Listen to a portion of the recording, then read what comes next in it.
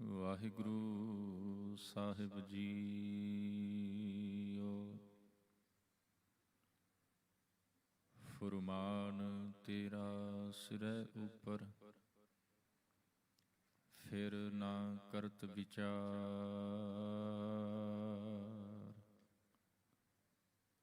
ਤੂੰ ਹੀ ਦਰਿਆ ਤੂੰ ਹੀ ਕਰਿਆ, ਤੁਝੈ ਤੇ ਨਿਸਤਾਰ। ਬੰਦੇ ਬੰਦਗੀ ਇਖਤਿਆਰ, ਸਾਹਿਬ ਰੋਸ ਧਰਮ ਕੇ ਪਿਆਰ। ਨਾਮ ਤੇਰਾ ਆਧਾਰ ਮੇਰਾ, ਜਿਉਂ ਫੂਲ ਜਈ ਹੈ ਨਾਰ। ਕਹਿ ਕਬੀਰ ਗੁਲਾਮ ਘਰ ਕਾ, ਜਿਆਏ ਭਾਵੈ ਮਾਰ। ਕਹਿ ਕਬੀਰ ਗੁਲਾਮ ਘਰ ਕਾ, ਜਿਆਏ ਭਾਵੈ ਮਾਰ। ਜਿਹ ਘਟ ਸਿਮਰਨ ਰਾਮ ਕੋ, ਸੋ ਨਰ ਮੁਕਤਾ ਜਾਨ। ਤਿਹ ਨਰ ਹਰ ਅੰਤਰ ਨਹੀਂ, ਨਾਨਕ ਸਾਚੀ ਮਾਨ। ਤਿਹ ਨਰ ਹਰ ਅੰਤਰ ਨਹੀਂ, ਨਾਨਕ ਸਾਚੀ ਮਾਨ।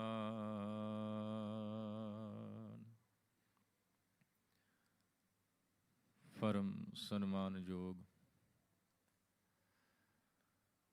ਜੁਗ ਜੁਗ ਅਟਲ ਸਤਿਗੁਰੂ ਧੰਨ ਗੁਰੂ ਗ੍ਰੰਥ ਸਾਹਿਬ ਮਹਾਰਾਜ ਜੀ ਦੀ ਪਾਵਨ ਹਜ਼ੂਰੀ ਅੰਦਰ ਜੁੜ ਬੈਠੀ ਸਾਧ ਸੰਗਤ ਜੀ,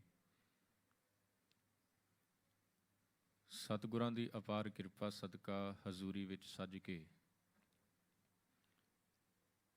ਧੁਰ ਕੀ ਬਾਣੀ ਦਾ ਰਸ ਭਿੰਨਾ ਕੀਰਤਨ ਸਰਵਣ ਕਰਨ ਦਾ ਸੁਭਾਗ ਸਮਾਂ ਪ੍ਰਾਪਤ ਹੋਇਆ।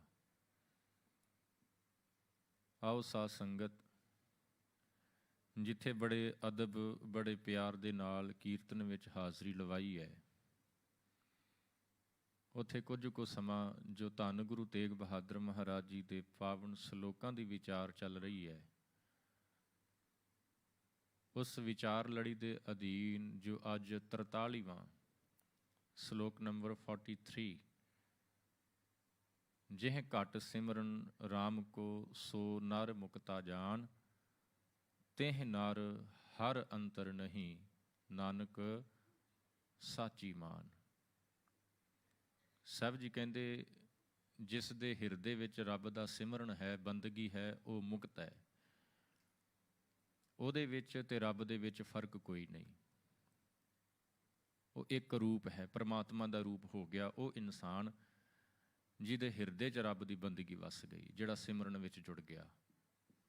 ਸਾਹਿਬ ਜੀ ਕੀ ਸਮਝਾ ਰਹੇ ਨੇ ਇਸ ਪਾਵਨ ਸ਼ਲੋਕ ਦੇ ਵਿੱਚ, ਇਹ ਵਿਚਾਰ ਆਪ ਸਰਬੱਤ ਸੰਗਤ ਨਾਲ ਸਾਂਝੇ ਕਰਨੇ ਨੇ। ਵਿਚਾਰਾਂ ਦੀ ਆਰੰਭਤਾ ਤੋਂ ਪਹਿਲਾਂ ਦਸਮ ਪਾਤਸ਼ਾਹ ਵੱਲੋਂ ਬਖਸ਼ੀ ਫਤਿਹ ਦੀ ਸਾਂਝ ਪਾਈਏ। ਸਾਰੇ ਪਿਆਰ ਸਤਿਕਾਰ ਨਾਲ ਬੁਲਾਓ ਜੀ। ਵਾਹਿਗੁਰੂ ਜੀ ਕਾ ਖਾਲਸਾ, ਵਾਹਿਗੁਰੂ ਜੀ ਕੀ ਫਤਿਹ। ਜੇਕਰ ਬਾਣੀ ਦੇ ਵਿੱਚ ਸਤਿਗੁਰੂ ਜੀ ਮੁਕਤੀ ਦਾ ਜ਼ਿਕਰ ਕਰਦੇ ਨੇ, ਤਾਂ ਇਸ ਮੁਕਤੀ ਬਾਰੇ ਵੀ ਵੱਖ-ਵੱਖ ਧਰਮਾਂ ਦੇ ਆਪਣੇ ਆਪਣੇ ਵੱਖਰੇ ਵਿਚਾਰ ਨੇ। ਕੋਈ ਮਰਨ ਤੋਂ ਬਾਅਦ ਵਾਲੀ ਮੁਕਤੀ ਨੂੰ ਪ੍ਰਵਾਨ ਕਰਦਾ ਹੈ ਕਿ ਬੰਦੇ ਦੀ ਡੈਥ ਹੋਏਗੀ ਤੇ ਡੈਥ ਹੋਣ ਤੋਂ ਬਾਅਦ ਉਹ ਮੁਕਤ ਹੋਏਗਾ। ਕਿਸੇ ਨੇ ਕਿਸੇ ਤਰੀਕੇ ਦੀ ਮੁਕਤੀ ਮੰਨ ਲਈ, ਕਿਸੇ ਨੇ ਕੋਈ ਮੰਨ ਲਈ, ਪਰ ਗੁਰਬਾਣੀ ਨੇ ਜਿਹੜੀ ਮੁਕਤੀ ਮੰਨੀ ਹੈ ਉਹਨੂੰ ਜੀਵਨ ਮੁਕਤ ਕਿਹਾ ਜਾਂਦਾ ਹੈ। ਦੇਖਿਆ ਜਾਏ ਤਾਂ ਮੇਨ ਤੌਰ ਤੇ ਮੁਕਤੀ ਦੋ ਤਰ੍ਹਾਂ ਦੀ ਹੁੰਦੀ ਹੈ ਸਾਧ ਸੰਗਤ। ਇੱਕ ਹੁੰਦੀ ਹੈ ਵਿਦੇਹ ਮੁਕਤ, ਇੱਕ ਹੁੰਦੀ ਹੈ ਜੀਵਨ ਮੁਕਤ। ਵਿਦੇਹ ਮੁਕਤ ਦਾ ਮਤਲਬ ਹੈ ਕਿ ਮਰਨ ਤੋਂ ਬਾਅਦ ਵਾਲੀ ਮੁਕਤੀ। ਇਨਸਾਨ ਦੀ ਮੌਤ ਹੋਏਗੀ, ਉਸ ਤੋਂ ਬਾਅਦ ਉਹ ਮੁਕਤ ਹੋਏਗਾ, ਉਹਨੂੰ ਵਿਦੇਹ ਮੁਕਤ ਕਹਿੰਦੇ ਨੇ। ਜਿਉਂਦੇ ਜੀ ਮੁਕਤ ਹੋ ਜਾਣਾ, ਇਹਨੂੰ ਜੀਵਨ ਮੁਕਤ ਕਹਿੰਦੇ ਨੇ। ਸਤਿਗੁਰਾਂ ਨੇ ਬਾਣੀ ਦੇ ਵਿੱਚ ਜੀਵਨ ਮੁਕਤ ਨੂੰ ਪ੍ਰਵਾਨ ਕੀਤਾ ਹੈ, ਵਿਦੇਹ ਮੁਕਤ ਨੂੰ ਸਤਿਗੁਰਾਂ ਨੇ ਪ੍ਰਵਾਨ ਨਹੀਂ ਕੀਤਾ। ਤੇ ਜੇਕਰ ਮੁਕਤੀ ਦੀ ਗੱਲ ਚੱਲਦੀ ਪਈ ਹੈ ਤੇ ਇੱਥੇ ਇਹ ਵੀ ਪੱਕੇ ਤੌਰ ਤੇ ਗੱਲ ਹੋਏਗੀ ਕਿ ਕੋਈ ਬੰਦਾ ਬੰਧਨ ਦੇ ਵਿੱਚ ਹੋਏਗਾ ਤਾਂ ਹੀ ਤਾਂ ਆਜ਼ਾਦ ਹੋਏਗਾ। ਜਿਹੜਾ ਕਿਸੇ ਬੰਧਨ 'ਚ ਹੀ ਨਹੀਂ ਹੈ ਉਹ ਆਜ਼ਾਦ ਕਿੱਥੋਂ ਹੋਏਗਾ? ਪੰਛੀ ਪਿੰਜਰੇ 'ਚ ਬੰਦ ਹੈ, ਪਿੰਜਰੇ ਦਾ ਦਰਵਾਜ਼ਾ ਆਪਾਂ ਖੋਲਾਂਗੇ ਤੇ ਉਹ ਆਜ਼ਾਦ ਹੋਏਗਾ। ਪਰ ਜਿਹੜਾ ਪੰਛੀ ਪਹਿਲਾਂ ਹੀ ਆਜ਼ਾਦ ਹੈ ਉਸ ਨੂੰ ਆਪਾਂ ਕੀ ਆਜ਼ਾਦ ਕਰ ਸਕਦੇ ਹਾਂ?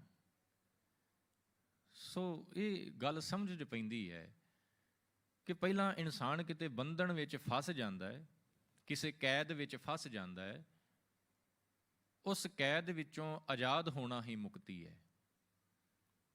ਉਸ ਬੰਧਨ ਦੇ ਵਿੱਚੋਂ ਨਿਕਲਣਾ ਹੀ ਮੁਕਤੀ ਹੈ। ਤੇ ਜੇਕਰ ਬੰਧਨ ਦੇ ਵਿੱਚ ਫਸਿਆ ਪਿਆ ਤੇ ਇਹਦਾ ਮਤਲਬ ਸਿੱਧਾ ਜਿਹਾ ਇਹੀ ਹੈ ਕਿ ਇਨਸਾਨ ਗੁਲਾਮ ਹੈ। ਤੇ ਸਾਧ ਸੰਗਤ ਥੋੜ੍ਹਾ ਜਿਹਾ ਗੌਰ ਦੇ ਨਾਲ ਦੇਖੋ ਵਿਚਾਰ ਕੇ, ਜਿੱਥੇ ਮੁਕਤੀ ਦੋ ਤਰ੍ਹਾਂ ਦੀ ਹੈ ਉੱਥੇ ਗੁਲਾਮੀ ਜਿਹੜੀ ਹੈ ਉਹ ਤਿੰਨ ਤਰ੍ਹਾਂ ਦੀ ਹੈ। ਤਿੰਨ ਤਰ੍ਹਾਂ ਦੇ ਨਾਲ ਇਨਸਾਨ ਗੁਲਾਮ ਹੁੰਦਾ ਹੈ। ਇੱਕ ਹੈ ਜੀ ਸਰੀਰਕ ਗੁਲਾਮੀ, ਸਰੀਰਕ ਤੌਰ ਤੇ ਕਿਸੇ ਦਾ ਗੁਲਾਮ ਹੋ ਜਾਣਾ। ਦੂਜੀ ਹੈ ਮਾਨਸਿਕ ਗੁਲਾਮੀ, ਮਾਨਸਿਕ ਤੌਰ ਤੇ, ਮੈਂਟਲ ਤੌਰ ਤੇ ਗੁਲਾਮ ਹੋ ਜਾਣਾ। ਤੀਸਰੀ ਹੈ ਆਤਮਿਕ ਤੌਰ ਤੇ ਗੁਲਾਮੀ, ਆਤਮਿਕ ਤੌਰ ਤੇ ਗੁਲਾਮ ਹੋ ਜਾਣਾ।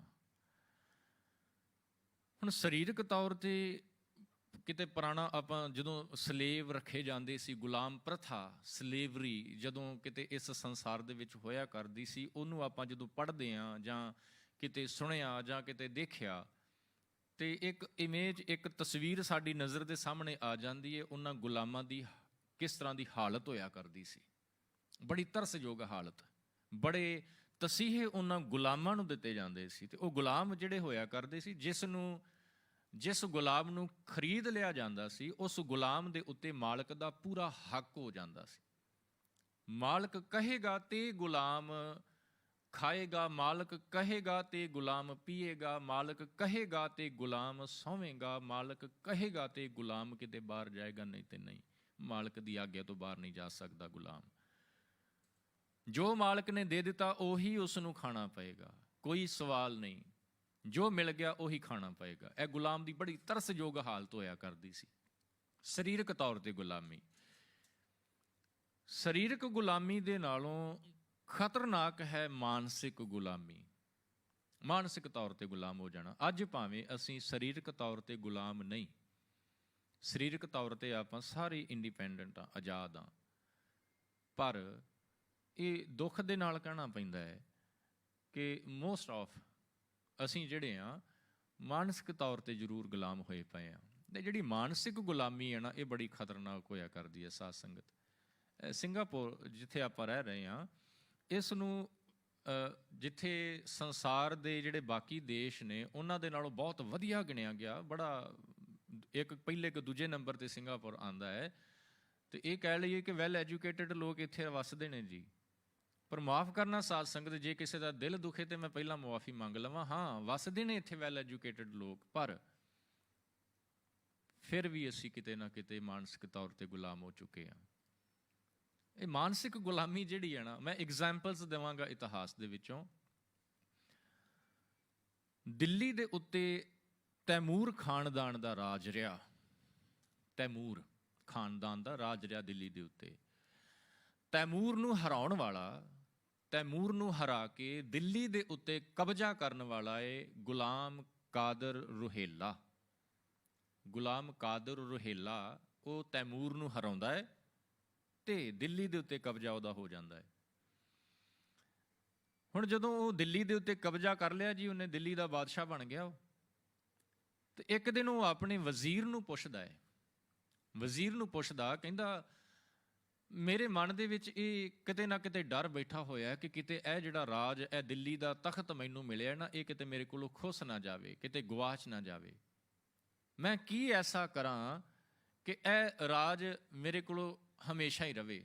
ਤੇ ਧਿਆਨ ਰਹੇ ਸਾਧ ਸੰਗਤ, ਜਿਹੜਾ ਇਹ ਗੁਲਾਮ ਕਾਦਰ ਰੋਹੇਲਾ ਸੀ ਨਾ, ਇਸ ਨੇ ਤੈਮੂਰ ਖਾਨਦਾਨ ਦੀਆਂ ਜਿਹੜੀਆਂ ਬਹੂ ਬੇਟੀਆਂ ਔਰਤਾਂ ਨੇ, ਉਹਨਾਂ ਨੂੰ ਵੀ ਕੈਦ ਕਰ ਲਿਆ ਸੀ। ਤੇ ਇਹ ਡਰ ਮਨ ਦੇ ਵਿੱਚ ਬੈਠਾ ਹੋਇਆ ਸੀ ਉਹਦੇ ਕਿ ਕਿਤੇ ਤੈਮੂਰ ਖਾਨਦਾਨ ਦੇ ਵਿੱਚੋਂ ਕੋਈ ਮੈਨੂੰ ਹਰਾ ਨਾ ਦੇਵੇ।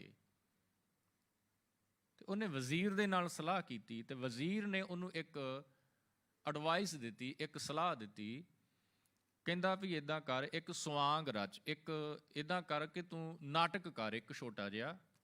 ਉਹ ਨਾਟਕ ਕੀ ਕਿ ਤੂੰ ਆਪਣੇ ਤਖਤ ਦੇ ਉੱਤੇ ਲੇਟ ਜਾ ਤੇ ਜਿਹੜੀਆਂ ਤੈਮੂਰ ਖਾਨਦਾਨ ਦੀਆਂ ਔਰਤਾਂ ਨੇ ਉਹਨਾਂ ਨੂੰ ਦਰਬਾਰ ਦੇ ਵਿੱਚ ਬੁਲਾ ਕੇ ਤੇ ਉਹਨਾਂ ਦੇ ਕੋਲੋਂ ਨਾਚ ਕਰਵਾ। ਇਹ ਸਲਾਹ ਦਿੱਤੀ ਜੀ ਉਹਨੇ, ਵਜ਼ੀਰ ਨੇ। ਇਸ ਰੋਹੇਲੇ ਨੇ ਸੇਮ ਇਸੇ ਤਰ੍ਹਾਂ ਹੀ ਕੀਤਾ। ਔਰਤਾਂ ਨੂੰ ਬੁਲਾਇਆ ਗਿਆ ਦਰਬਾਰ ਦੇ ਵਿੱਚ ਤੇ ਨਾਲ ਕੀ ਕਿਹਾ, ਕਹਿਣ ਲੱਗਾ ਆਪਣੇ ਵਸਤਰ ਉਤਾਰੋ ਤੇ ਇੱਥੇ ਮੇਰੇ ਦਰਬਾਰ ਦੇ ਵਿੱਚ ਨਾਚ ਕਰੋ। ਕਈਆਂ ਔਰਤਾਂ ਨੇ ਉੱਥੇ ਰੋਣਾ ਸ਼ੁਰੂ ਕਰ ਦਿੱਤਾ, ਕਈਆਂ ਨੇ ਕੁਰਲਾਉਣਾ ਸ਼ੁਰੂ ਕਰ ਦਿੱਤਾ। ਤੇ ਰੋਹੇਲਾ ਜਿਹੜਾ ਨਾ ਆਪ ਤਖਤ ਦੇ ਉੱਤੇ ਲੇਟ ਜਾਂਦਾ ਹੈ। ਲੇਟ ਗਿਆ, ਆਪਣੇ ਜਿਹੜਾ ਉਹਦੇ ਕੋਲ ਖੰਜਰ ਹੈ, ਨਾਈਫ ਕਹਿ ਲਈਏ ਜੀ, ਖੰਜਰ ਹੈ, ਉਸ ਖੰਜਰ ਨੂੰ ਮਿਆਨ ਦੇ ਵਿੱਚੋਂ ਬਾਹਰ ਕੱਢਦਾ ਹੈ। ਉਹਨੂੰ ਖੰਜਰ ਨੂੰ, ਉਸ ਨਾਈਫ ਨੂੰ ਮਿਆਨ ਚੋਂ ਬਾਹਰ ਕੱਢਦਾ ਹੈ ਤੇ ਮਿਆਨ ਚੋਂ ਬਾਹਰ ਕੱਢ ਕੇ ਆਪਣੀ ਚੈਸਟ ਦੇ ਉੱਤੇ, ਆਪਣੀ ਛਾਤੀ ਦੇ ਉੱਤੇ ਰੱਖ ਕੇ ਲੇਟ ਜਾਂਦਾ ਹੈ, ਅੱਖਾਂ ਬੰਦ ਕਰ ਲੈਂਦਾ ਹੈ। ਹੁਣ ਜਿਹੜੀਆਂ ਔਰਤਾਂ ਨੂੰ ਨੱਚਣ ਵਾਸਤੇ ਕਿਹਾ ਗਿਆ ਸੀ, ਉਹ ਕੁਝ ਕੁ ਸਮਾਂ ਰੋਈਆਂ, ਪਰ ਜਦੋਂ ਫਿਰ ਉਹਨੇ ਦੁਬਾਰਾ ਕਿਹਾ ਕਿ ਨਾਚ ਕਰੋ ਤੇ ਕਈਆਂ ਨੇ ਆਪਣੇ ਵਸਤਰ ਉਤਾਰੇ, ਕੱਪੜੇ ਉਤਾਰੇ ਤੇ ਉੱਥੇ ਨੱਚਣਾ ਸ਼ੁਰੂ ਕਰ ਦਿੱਤਾ। ਗੁਲਾਮ ਜਿਹੜਾ ਕਾਦਰ ਰੋਹੇਲਾ, ਉਹ ਲੇਟਿਆ ਪਿਆ, ਅੱਖਾਂ ਬੰਦ ਨੇ, ਖੰਜਰ ਉਹਦੀ ਛਾਤੀ ਦੇ ਉੱਤੇ ਹੈ। ਤੇ ਕਹਿੰਦੇ ਜਦੋਂ 5, 7, 10 ਮਿੰਟ ਉਹ ਨੱਚਦੀਆਂ ਰਹੀਆਂ, ਰੋਹੇਲਾ ਜਿਹੜਾ ਉਹ ਲੇਟਿਆ ਰਿਹਾ ਤੇ ਬਾਅਦ ਵਿੱਚ ਉਹ ਇੱਕਦਮ ਉੱਠਿਆ ਤੇ ਉਹਨੇ ਕਿਹਾ ਕਿ ਆਪਣੇ ਵਸਤਰ ਪਹਿਨ ਕੇ ਤੇ ਚਲੀਆਂ ਜਾਓ। ਉਹਨਾਂ ਵਸਤਰ ਪਹਿਨੇ ਤੇ ਚਲੇ ਗਏ, ਚਲੀਆਂ। ਜਦੋਂ ਜਾਣ ਲੱਗੀਆਂ ਤਾਂ ਰੋਹੇਲੇ ਨੇ ਕਿਹਾ, ਕਹਿਣ ਲੱਗਾ ਅੱਜ ਮੈਨੂੰ ਵਿਸ਼ਵਾਸ ਹੋ ਗਿਆ ਕਿ ਤੈਮੂਰ ਖਾਨਦਾਨ ਦੇ ਵਿੱਚੋਂ ਕੋਈ ਵੀ ਮੇਰਾ ਇਹ ਤਖਤ ਮੇਰੇ ਕੋਲੋਂ ਖੋਹ ਨਹੀਂ ਸਕਦਾ। ਕਿਉਂ? ਕਿਉਂਕਿ ਜਿਸ ਦੀ ਮਾਨਸਿਕਤਾ ਦੇ ਵਿੱਚ ਗੁਲਾਮੀ ਵਸ ਜਾਵੇ, ਉਹ ਕਦੇ ਬਾਦਸ਼ਾਹ ਨਹੀਂ ਜੇ ਬਣ ਸਕਦਾ। ਤੇ ਅੱਜ ਇਹ ਮੈਨੂੰ ਪਤਾ ਲੱਗ ਗਿਆ, ਇਹ ਮੇਰਾ ਮਸਨਦ ਪੇ ਸੋ ਜਾਣਾ ਬਨਾਵਟ ਥੀ ਤਕੱਲਫ ਥਾ। ਕਹਿੰਦਾ ਇਹ ਮੇਰੀ ਇੱਕ ਸਿਰਫ ਬਨਾਵਟ ਸੀ, ਇੱਕ ਦਿਖਾਵਾ ਸੀ ਮੇਰਾ ਇੱਥੇ ਸੌ ਜਾਣਾ। ਇਹ ਛਾਤੀ ਦੇ ਉੱਤੇ ਜਿਹੜਾ ਖੰਜਰ ਰੱਖਿਆ ਨਾ, ਇਹ ਇਸ ਕਰਕੇ ਰੱਖਿਆ ਸੀ ਕਿ ਮੈਂ ਦੇਖਾਂ ਕਿ ਕਿਤੇ ਇਹ ਤੈਮੂਰ ਖਾਨਦਾਨ ਦੀਆਂ ਜਿਹੜੀਆਂ ਔਰਤਾਂ ਨੇ, ਇਹਨਾਂ ਦੇ ਅੰਦਰ ਗੈਰਤ, ਇਹਨਾਂ ਦੇ ਅੰਦਰ ਜੋਸ਼ ਅਜੇ ਬਾਕੀ ਹੈ ਜਾਂ ਖਤਮ ਹੋ ਗਿਆ। ਹਾਂ, ਜੇ ਤੁਹਾਡੇ ਅੰਦਰ ਗੈਰਤ ਹੁੰਦੀ, ਜੇਕਰ ਤੁਸੀਂ ਮਾਨਸਿਕ ਤੌਰ ਤੇ ਗੁਲਾਮ ਨਾ ਹੁੰਦੀਆਂ, ਤਾਂ ਮੇਰੀ ਛਾਤੀ ਤੋਂ ਖੰਜਰ ਉਠਾ ਕੇ ਮੇਰੇ ਪੇਟ ਦੇ ਵਿੱਚ, ਮੇਰੇ ਦਿਲ ਦੇ ਵਿੱਚ ਮਾਰ ਕੇ ਮੈਨੂੰ ਖਤਮ ਕਰ ਦਿੰਦੀਆਂ। ਪਰ ਤੁਹਾਡੇ ਅੰਦਰੋਂ ਗੈਰਤ ਖਤਮ ਹੋ ਗਈ, ਤੁਸੀਂ ਮਾਨਸਿਕ ਤੌਰ ਤੇ ਗੁਲਾਮ ਹੋ ਗਈਆਂ। ਇਹ ਜਿਹੜੀ ਮਾਨਸਿਕ ਤੌਰ ਤੇ ਗੁਲਾਮੀ ਹੈ ਨਾ, ਇਹ ਬੜੀ ਖਤਰਨਾਕ ਹੈ। ਇਹ ਇਨਸਾਨ ਨੂੰ ਕਿਤੇ ਵੀ ਉੱਚਾ ਨਹੀਂ ਸੋਚਣ ਦਿੰਦੀ। ਤੇ ਸਾਧ ਸੰਗਤ, ਉਹ ਮਾਨਸਿਕ ਗੁਲਾਮੀ, ਸਰੀਰਕ ਤੌਰ ਤੇ ਆਜ਼ਾਦ ਆ, ਪਰ ਮਾਨਸਿਕ ਗੁਲਾਮੀ ਸਾਡੇ ਅੰਦਰ ਆ ਚੁੱਕੀ ਹੈ। ਕਿਤੇ ਦੇਖੋ, ਜਿਹੜੇ ਵਹਿਮ ਭਰਮਾਂ ਦੇ ਵਿੱਚ ਅਸੀਂ ਫਸੇ ਹੋਏ ਨਾ, ਪੜ੍ਹੇ ਲਿਖੇ ਬੜੇ ਆ ਜੀ, ਬੜੀਆਂ ਡਿਗਰੀਆਂ ਸਾਡੇ ਘਰਾਂ ਦੇ ਵਿੱਚ ਪਈਆਂ ਹੋਈਆਂ ਨੇ, ਪਰ ਮੁਆਫ ਕਰਨਾ, ਅੱਜ ਵੀ ਅਸੀਂ ਉਹਨਾਂ ਸੁਪਰਸਟੀਸ਼ਨਸ ਦੇ ਵਿੱਚੋਂ ਨਹੀਂ ਨਿਕਲ ਪਾ ਰਹੇ ਜਿਨ੍ਹਾਂ ਦੇ ਵਿੱਚੋਂ ਸਤਿਗੁਰਾਂ ਨੇ ਸਾਨੂੰ ਕੱਢਿਆ। ਅੱਜ ਵੀ ਜਿਸ ਤਰ੍ਹਾਂ ਬਾਬੇ ਕੋਈ ਕਹਿ ਦਿੰਦੇ ਨੇ, ਜੋਤਸ਼ੀ ਜੀ ਕਹਿ ਦਿੰਦੇ ਨੇ, ਉਸੇ ਤਰ੍ਹਾਂ ਅਸੀਂ ਕਰਨ ਲੱਗ ਪਏ ਨੇ। ਇਹ ਮਾਨਸਿਕ ਗੁਲਾਮੀ ਹੈ ਜਿਹੜੀ ਸਾਡੇ ਦਿਮਾਗ ਦੇ ਵਿੱਚ ਵਾੜ ਦਿੱਤੀ ਗਈ, ਜਿਹਦੇ ਵਿੱਚ ਅਸੀਂ ਬੁਰੀ ਤਰ੍ਹਾਂ ਫਸ ਚੁੱਕੇ ਹਾਂ। ਤੇ ਇਹ ਮਾਨਸਿਕ ਗੁਲਾਮੀ ਜਿਹੜੀ ਹੈ ਨਾ ਸਾਧ ਸੰਗਤ, ਇਹ ਸਾਡਾ ਆਤਮਿਕ ਤੌਰ ਤੇ ਵਿਕਾਸ ਨਹੀਂ ਹੋਣ ਦੇਗੀ। ਇਸ ਮਾਨਸਿਕ ਗੁਲਾਮੀ ਤੋਂ ਅਗਲਾ ਸਟੈਪ ਆਤਮਿਕ ਗੁਲਾਮੀ ਦਾ ਹੈ। ਆਤਮਿਕ ਗੁਲਾਮੀ ਕੀ ਹੈ? ਇਹ ਵਿਕਾਰਾਂ ਦੇ ਵਿੱਚ ਫਸ ਜਾਣਾ, ਵਿਕਾਰਾਂ ਦੇ ਵਿੱਚ ਫਸਣਾ, ਵਿਕਾਰਾਂ ਦੇ ਅੰਡਰ ਕੰਟਰੋਲ ਹੋ ਜਾਣਾ, ਇਹਨੂੰ ਆਤਮਿਕ ਗੁਲਾਮੀ ਕਹਿੰਦੇ ਨੇ।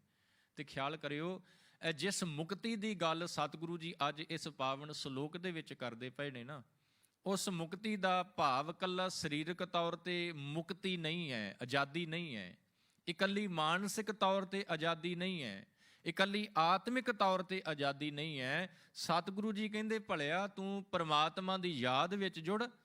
ਯਾਦ ਵਿੱਚ ਜੁੜਿਆ ਹੋਵੇਗਾ ਕਿ ਕਿ ਤੂੰ ਪੂਰਨ ਤੌਰ ਤੇ ਆਜ਼ਾਦ ਹੋ ਜਾਏਗਾ, ਮੁਕਤ ਹੋ ਜਾਏਗਾ, ਸਰੀਰਕ ਤੌਰ ਤੇ ਵੀ, ਮਾਨਸਿਕ ਤੌਰ ਤੇ ਵੀ ਤੇ ਆਤਮਿਕ ਤੌਰ ਤੇ ਵੀ। ਇੱਕ ਬੜਾ ਪਿਆਰਾ ਬਚਨ ਸਾਰੀ ਸੰਗਤ ਨੂੰ, ਜੇ ਮੈਂ ਗਲਤ ਨਹੀਂ ਤੇ ਮੋਸਟਲੀ ਤੁਹਾਨੂੰ ਸਾਰਿਆਂ ਨੂੰ ਉਹ ਬਚਨ ਮੇਰੇ ਖਿਆਲ 'ਚ ਯਾਦ ਹੋਏਗਾ ਸਤਿਗੁਰਾਂ ਦਾ, ਪੜ੍ਹਦੇ ਵੀ ਆਪਾਂ, ਮੇਰੇ ਖਿਆਲ ਧਿਆਨ ਨਹੀਂ ਕਦੀ ਗਿਆ ਹੋਏਗਾ। ਪਰ ਸਾਹਿਬ ਜੀ ਕੀ ਕਹਿੰਦੇ? ਕਹਿੰਦੇ ਤੀਨੇ ਤਾਪ ਨਿਵਾਰਨ ਹਾਰਾ। ਆ ਤਿੰਨ ਤਾਪ ਕੀ ਨੇ? ਇਹ ਤਿੰਨ ਤਾਪ, ਇਹੀ ਤਿੰਨ ਤਰ੍ਹਾਂ ਦੀ ਗੁਲਾਮੀ ਤਾਂ ਹੈ।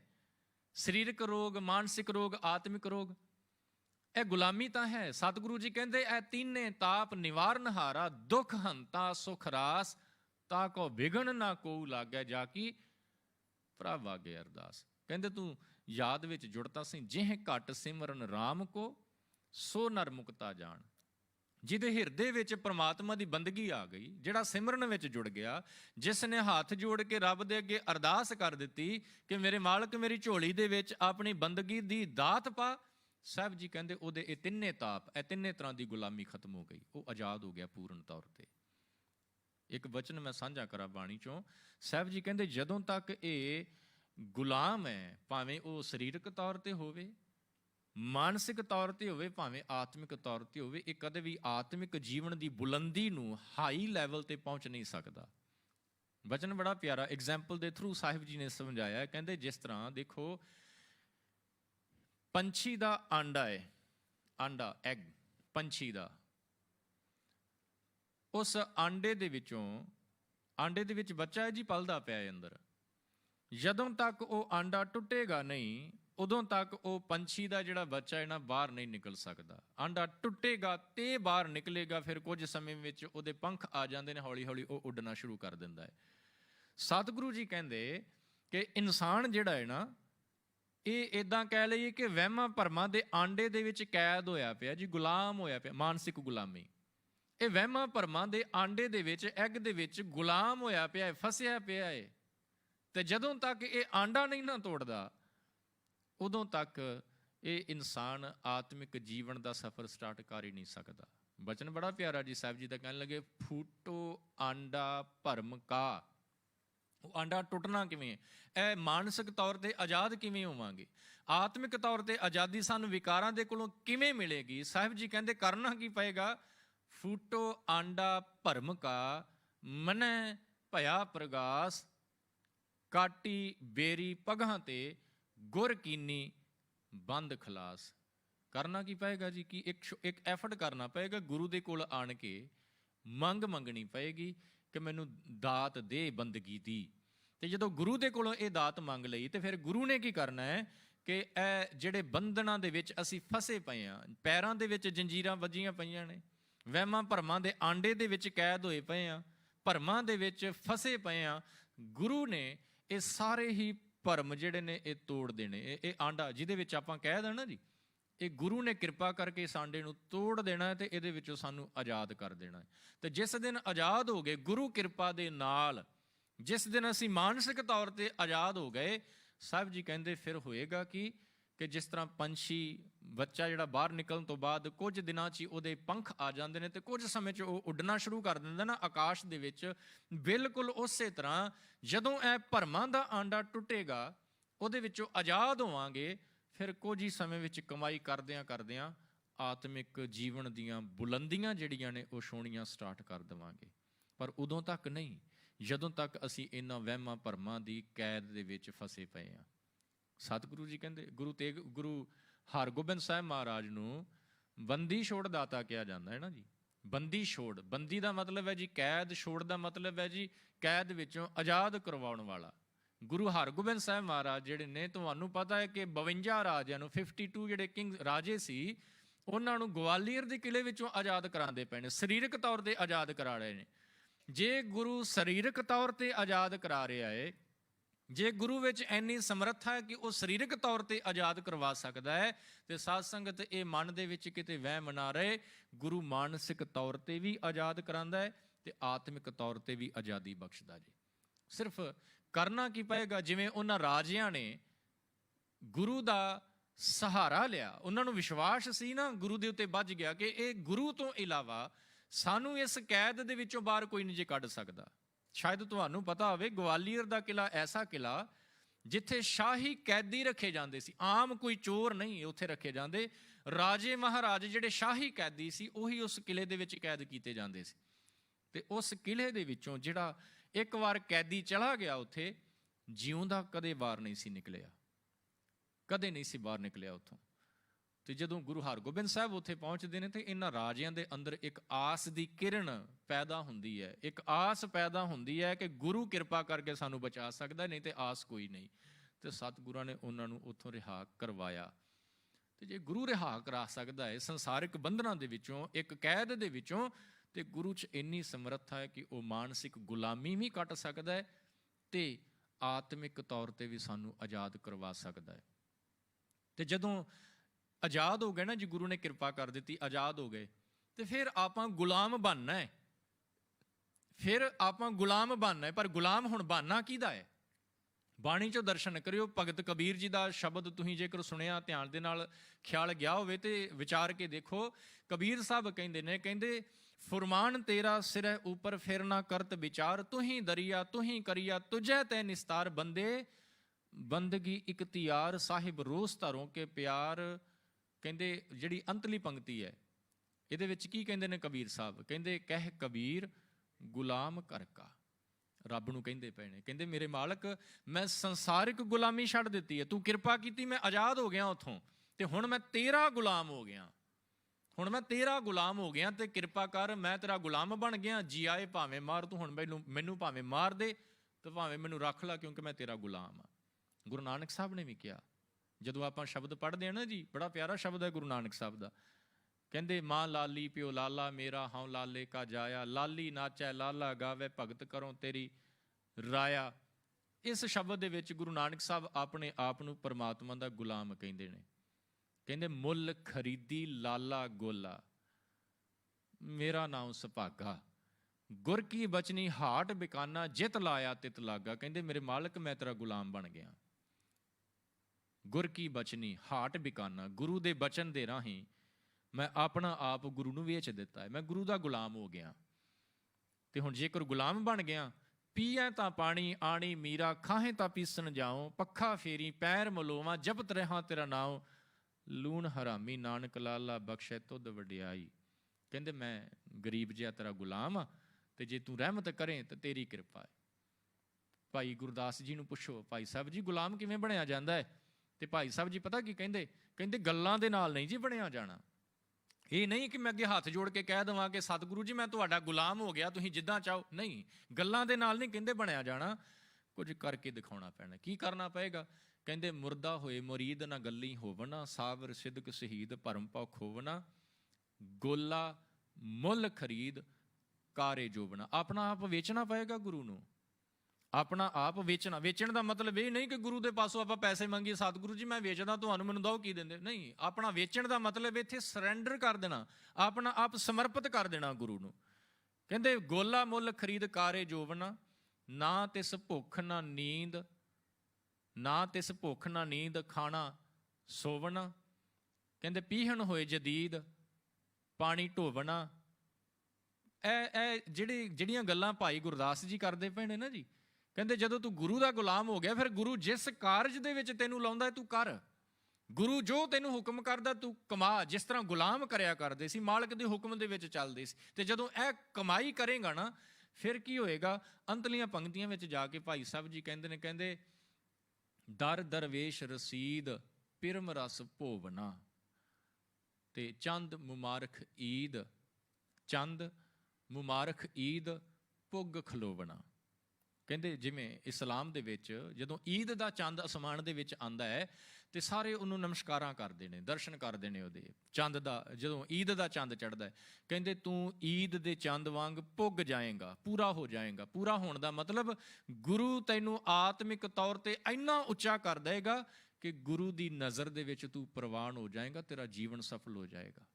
ਇਸ ਤਰ੍ਹਾਂ ਦੇ ਨਾਲ ਕਹਿੰਦੇ ਗੁਰੂ ਦਾ ਗੁਲਾਮ ਹੋ ਕੇ ਤੂੰ ਆਪਣੀ ਜ਼ਿੰਦਗੀ ਬਤੀਤ ਕਰ। ਸੰਸਾਰਿਕ ਤੌਰ ਤੇ ਗੁਲਾਮ ਨਹੀਂ ਰਹਿਣਾ, ਸਰੀਰਕ ਤੌਰ ਤੇ ਗੁਲਾਮੀ ਦੀ ਹਾਮੀ ਕਦੇ ਗੁਰੂ ਸਾਹਿਬ ਨੇ ਨਹੀਂ ਭਰੀ। ਹਮੇਸ਼ਾ ਜੇਕਰ ਆਵਾਜ਼ ਉਠਾਈ ਹੈ ਤਾਂ ਆਜ਼ਾਦੀ ਲਈ। ਔਰਤ ਨੂੰ ਗੁਲਾਮ ਸਮਝਿਆ ਜਾਂਦਾ ਸੀ, ਪੈਰ ਦੀ ਜੁੱਤੀ ਕਿਹਾ ਜਾਂਦਾ ਸੀ। ਗੁਰੂ ਨਾਨਕ ਸਾਹਿਬ ਕਹਿੰਦੇ ਨਹੀਂ, ਸੋ ਕਿਉਂ ਮੰਦਾ ਆਖੀਏ ਜਿਤ ਜੰਮੈ ਰਾਜਾਨ। ਕਹਿੰਦੇ ਕਿਸੇ ਨੂੰ ਗੁਲਾਮ ਬਣਾ ਕੇ ਘਰ ਦੇ ਵਿੱਚ ਰੱਖਣਾ ਗੁਨਾਹ, ਬਹੁਤ ਵੱਡਾ ਗੁਨਾਹ ਹੈ। ਸਰੀਰਕ ਤੌਰ ਤੇ ਹਰ ਇੱਕ ਨੂੰ ਆਜ਼ਾਦ ਹੋਣਾ ਉਹਦਾ ਇੱਕ ਅਧਿਕਾਰ, ਇੱਕ ਫਰਜ਼ ਹੈ। ਤੇ ਮਾਨਸਿਕ ਤੌਰ ਤੇ ਗੁਲਾਮੀ ਜਿਹੜੀ ਹੈ, ਸਤਿਗੁਰੂ ਜੀ ਕਹਿੰਦੇ ਨਹੀਂ, ਮਾਨਸਿਕ ਤੌਰ ਤੇ ਗੁਲਾਮੀ ਇਨਸਾਨ ਦਾ ਸਰਵਨਾਸ਼ ਕਰ ਦਿੰਦੀ ਹੈ, ਆਤਮਿਕ ਜੀਵਨ ਦੇ ਵਿੱਚ ਉਹਨੂੰ ਸਫਲ ਨਹੀਂ ਹੋਣ ਦਿੰਦੀ। ਤੇ ਅਸੀਂ ਜਿਹੜੇ ਮਾਨਸਿਕ ਤੌਰ ਤੇ ਗੁਲਾਮ ਹੋਈ ਪਏ ਹਾਂ ਨਾ ਸਾਧ ਸੰਗਤ, ਇਸ ਗੁਲਾਮੀ ਨੂੰ ਛੱਡੀਏ ਗੁਰੂ ਕਿਰਪਾ ਸਦਕਾ। ਆ ਇਹਨਾਂ ਵਹਿਮਾਂ ਭਰਮਾਂ ਦੇ ਵਿੱਚੋਂ ਨਿਕਲੀਏ ਜਿਨ੍ਹਾਂ ਦੇ ਵਿੱਚ ਸਾਨੂੰ ਬੁਰੀ ਤਰ੍ਹਾਂ ਫਸਾਇਆ ਗਿਆ ਹੈ ਨਾ। ਆ ਜਿਹੜੇ ਦਿਨ ਨੇ ਨਾ ਜੀ, ਵਾਰ ਜਿਨ੍ਹਾਂ ਨੂੰ ਆਪਾਂ ਕਹਿੰਦੇ ਆ, 7 ਦਿਨ ਨੇ, ਸੰਡੇ, ਮੰਡੇ, ਟਿਊਜ਼ਡੇ, ਵੈਨਸਡੇ, ਹਰ ਇੱਕ ਦਿਨ ਦੇ ਨਾਲ ਕੋਈ ਨਾ ਕੋਈ ਵਹਿਮ ਜੁੜਿਆ ਹੋਇਆ ਹੈ। ਕਹਿੰਦੇ ਨੇ ਜੀ ਵੀਰਵਾਰ ਸਿਰ ਨਹੀਂ ਨਹਾਉਣਾ। ਕਿਉਂ ਜੀ, ਸਿਰ ਕਿਉਂ ਨਹੀਂ ਨਹਾਉਣਾ ਵੀਰਵਾਰ? ਕਿਉਂ, ਕੀ ਰੀਜ਼ਨ ਹੈ? ਕੀ ਇਹਦੇ ਪਿੱਛੇ ਲੌਜਿਕ ਕੀ ਹੈ ਕਿ ਵੀਰਵਾਰ ਸਿਰ? ਇਹ ਵਹਿਮ ਹੈ ਨਾ ਜੀ ਇੱਕ ਪ੍ਰਕਾਰ ਦਾ। ਮਾਨਸਿਕ ਤੌਰ ਤੇ ਸਾਨੂੰ ਗੁਲਾਮ ਬਣਾ ਦਿੱਤਾ। ਮੰਗਲਵਾਰ ਕੱਪੜੇ ਨਹੀਂ ਧੋਣੇ ਜੀ, ਜਿਹਦੇ ਵਿਚਾਰੇ ਕੋਲ ਹੋਣ ਹੀ 2 ਸੂਟ, ਉਹ ਮੰਗਲਵਾਰ ਨਾ ਧੋਵੇ ਤੇ ਪਾਵੇ ਕੀ ਬੁੱਧਵਾਰ? ਇਹ ਮਾਨਸਿਕ ਗੁਲਾਮੀ ਹੈ ਜਿਹੜੀ ਸਾਡੇ ਦਿਮਾਗ ਦੇ ਵਿੱਚ ਵਾੜ ਦਿੱਤੀ ਗਈ ਬੁਰੀ ਤਰ੍ਹਾਂ ਦੇ ਨਾਲ। ਤੇ ਗੁਰੂ ਸਾਨੂੰ ਇਸ ਆਜ਼ਾਦੀ ਤੋਂ, ਇਸ ਗੁਲਾਮੀ ਤੋਂ ਆਜ਼ਾਦ ਕਰਾਉਂਦਾ ਹੈ।